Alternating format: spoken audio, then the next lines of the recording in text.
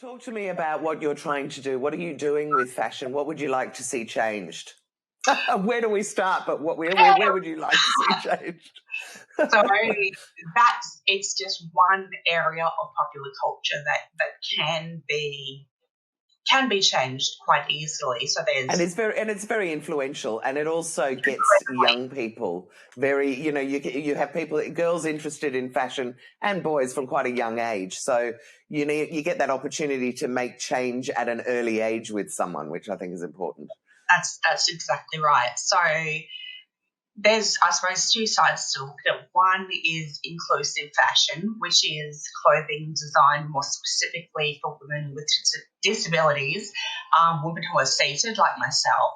And I wrote a piece for Harper's Bazaar about this not so long ago, and so often they're really, really small tweaks.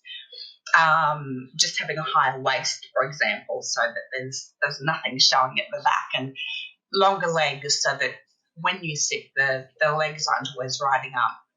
Oh, I'd never even thought about that, of course. Everyone, when they sit down, your trousers pull up a bit.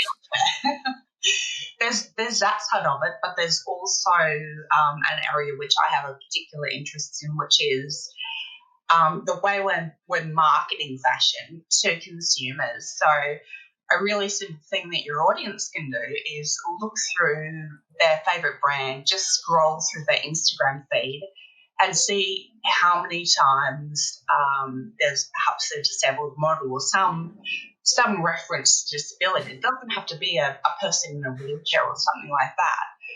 But the marketing of the marketing of fashion as well. And again, it's valuing people with disabilities as consumers who have spending power. Yes. I mean, it's just such an incredible oversight. I mean, there are loads and loads of oversights in marketing dollars and where they're being spent. But, you only need to talk to someone like you and go, oh, my God, like I hadn't even really thought about the fact that I don't think, other than in a catwalk parade, I've seen women, say I'm looking at the Suzanne catalogue or the whatever, it doesn't really matter. There is never a woman in a wheelchair, and there's never something that's going to have shorter jackets maybe for when you're sitting down, but so that they don't scrunch, or longer trousers, or any of those tiny little things that would completely make a difference. There are some really great people, mainly overseas, who are addressing the issue over in the US and the UK predominantly. Here in Australia, we have Christina Stevens and Miku Designs by Carol Taylor, who again are addressing it, but Australia is unfortunately a little bit behind. We're still lagging.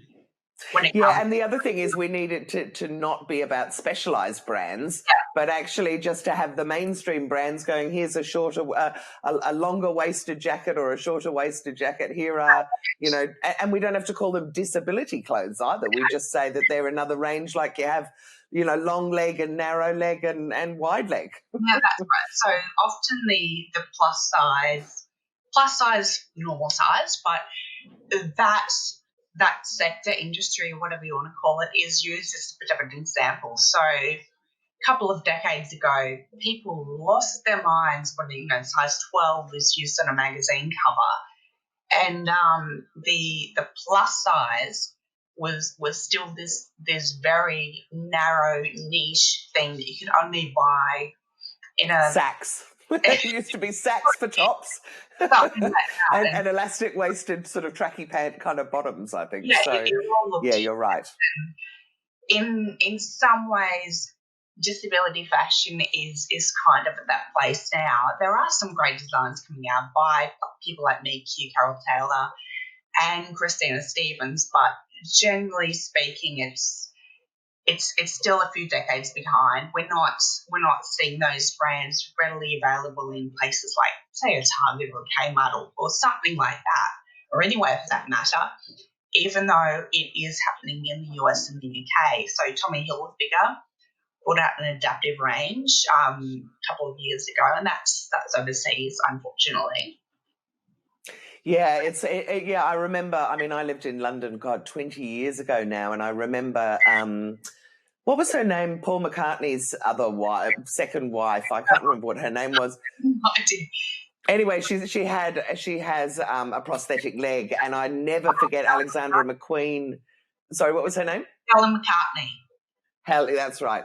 And even though I don't know that she was the greatest woman that you would ever meet out there in terms of some of the things that she did, but she was an absolute role model for, I'll never forget that Alexander McQueen catwalk show where he gave her the most beautifully carved prosthetic leg and she walked down the catwalk. Yes, when I was first told I was going to lose my leg, and I had her pictured in my mind in terms of being able to walk again one day, and oh, it's okay, I'll just have a prosthetic leg and be able to walk. But didn't realise how much of an impact my stroke would have had on my balance and all sorts of things like that. So I know exactly who you're talking about. And although, you know, I guess just by the fact that I remember it so well, it stood out because it was it was the first time I'd ever seen it, and there haven't been loads ever since. As you say, we do see we do see them overseas, but hopefully Australia, which does tend to follow the trends of overseas, you know, the safe idea of if it worked over there, then we'll do it here rather than us doing something innovative of itself. Should bring it over here. So talk to me about your career over the last, since you've recovered and you've been out working again, there must have been challenges along the way where something has happened because we all have them, where something happens where you think, oh my God, everything's over, or, I've missed out on that. That's it. My life is over, or I didn't win that contract or whatever it might be.